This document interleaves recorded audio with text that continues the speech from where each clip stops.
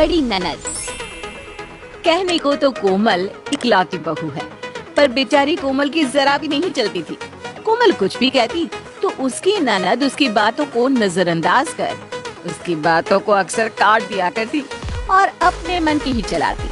ऐसी ही एक दिन, बहू, मेरे भतीजी की शादी है और मुझे समझ में नहीं आ रहा कि मैं उसे शादी में क्या दूं, और मैं खाली हाथ अपने मायके भी नहीं जा सकती। दिमाग काम ही नहीं कर रहा कि सबके लिए क्या लेकर जाऊं। माँ जी, आपका मायका तो बहुत बड़ा है, मेरी मानो तो किसी के लिए कुछ भी मत लेकर जाओ। बस जिसकी शादी है उसके लिए कुछ सोने का बनवा लीजिए और कुछ पैसे दे देना।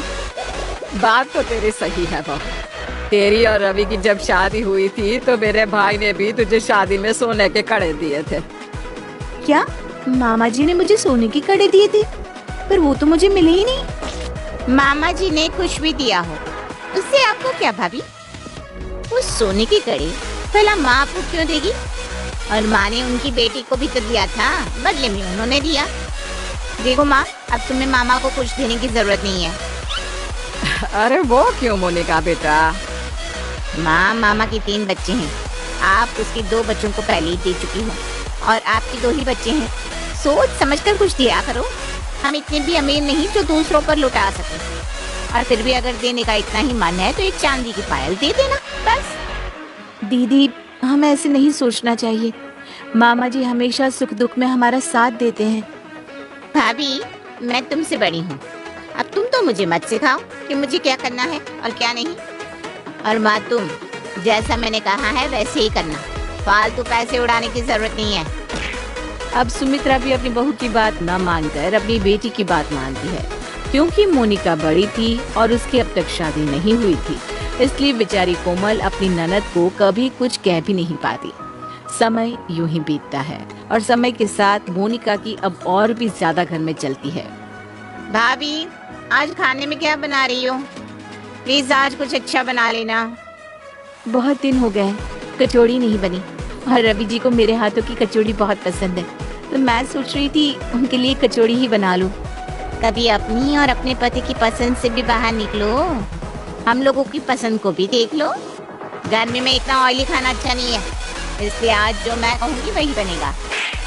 मैंने हमेशा देखा है, ननद छोटी होती है तो भी उनकी शादी पहले हो जाती है। यहाँ तो मुझे अपनी बड़ी ननद को झेलना पड़ रहा है। पता नहीं ये बुद्धि शादी कब करेगी।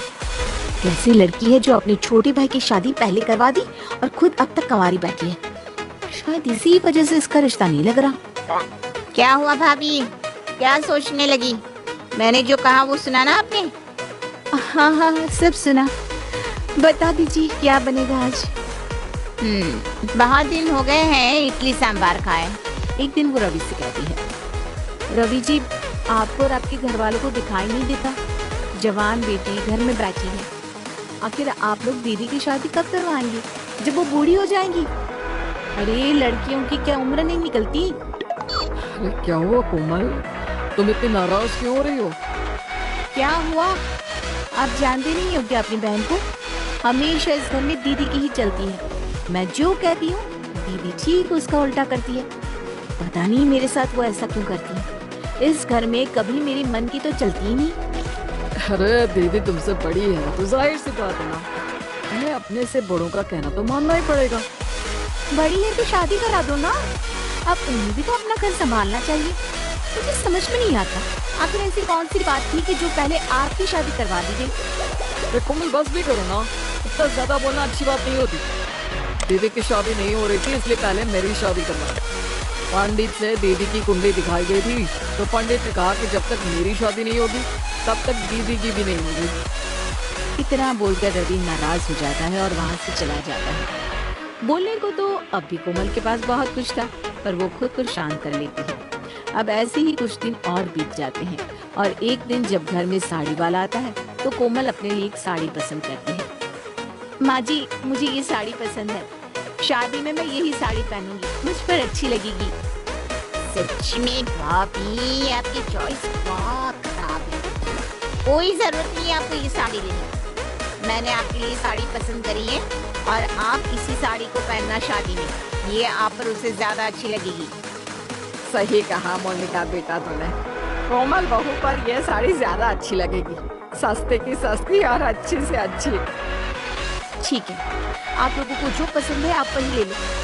बेकार में मैं यहाँ बैठी, मुझसे मेरी पसंद क्यों पूछते हो जब आपको अपनी ही पसंद की चीजें करनी होती है।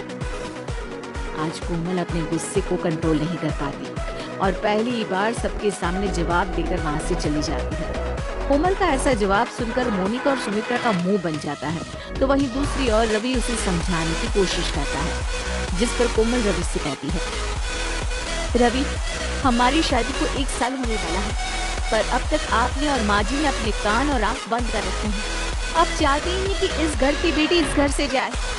आज कोमल रवि को भी जवाब दे देती है, पर कोमल की ये बात सुमित्रा और मोनिका सुन लेते हैं और उन्हें कोमल की बात का बहुत बुरा लगता है। माँ, भाभी सही कह रही है, अब बुरा मत मानो। मैं इस घर की बड़ी बेटी हूँ, पर फिर भी मेरी अब तक शादी नहीं हुई। पता नहीं मैंने कौन से पाप करे थे जो मेरी शादी ही नहीं हो रही। कोमल ने जो आज रवि को कहा है वो बहुत गलत कहा है।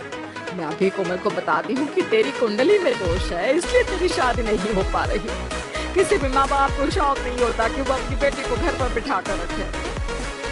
मोनिका अपनी माँ को रोकने की कोशिश करती है, पर सुमित्रा नहीं रोकती और अपनी बहू को इस बात का जवाब देती है, जिस पर कोमल भी अपनी सास से कहती है, माँ जी, ढूंढने को तो भगवान भी मिल जाता है, फिर लड़का ढूंढना कौन सी बड़ी बात है। और आप किस जमाने में जी रही हैं? आजकल कुंडली बुंडली कोई नहीं दिखता। अगर तुझे लगता है कि शादी गुड्डे गुड्डियों का खेल है, तो अपनी ननद की शादी अब तू ही करना। मुझे अपने ससुराल की मिली ये पहली जिम्मेदारी मंजूर है। अब आप देखना कैसे इन 2 महीनों में मैं दीदी के लिए एक अच्छा सा लड़का देखती हूँ।